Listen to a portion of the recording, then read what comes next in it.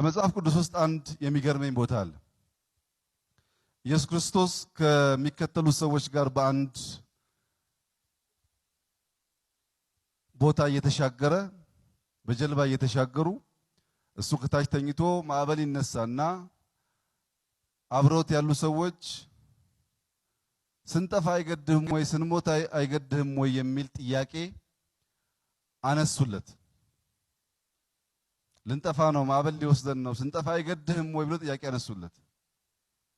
እና ብዙ ጊዜ የሚሰብኩ ሰዎች እንደዚህ ተባለና ተነስቶ ማዕበሉን አዘዘው ይላሉ። እኔ ግን የሚገርመኝ ኢየሱስ ክርስቶስ ከዚያ ሌክ ከዛ ማዕበል ካለበት ስፍራ ወጣ ብሎ ደልዳላ ቦታ ተቀምጦ ሶፋ ላይ ተቀምጦ እያያቸው ቢሆንና ሕይወታችን አይገድህም ወይ ቢሉት አይገርመኝም።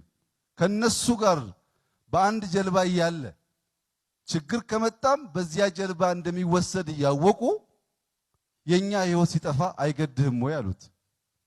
አንዳንዶች አይ ጌታ መሆኑን ስለሚያውቁ ነው ይላሉ። አይደለም። ተነስቶ ጸጥ ካደረገ በኋላ ደግሞ ይሄ ማን ነው ይሄ ሰው ማን ነው ብለዋል። አላወቁም። እና ጠቅላይ ሚኒስትሩ ወዴት አለ የምትሉት ጀልባዋ ላይ ነው ያለው።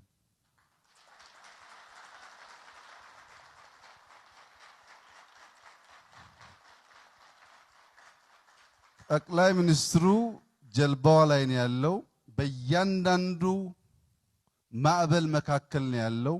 ህዝቡን፣ ሰራዊቱን፣ የሀገር ሽማግሌዎችን፣ ሴቶችን ሁሉ አስተባብሮ ነፃ የተረከባትን ሀገር ለትውልድ ነፃ ያስረክባል።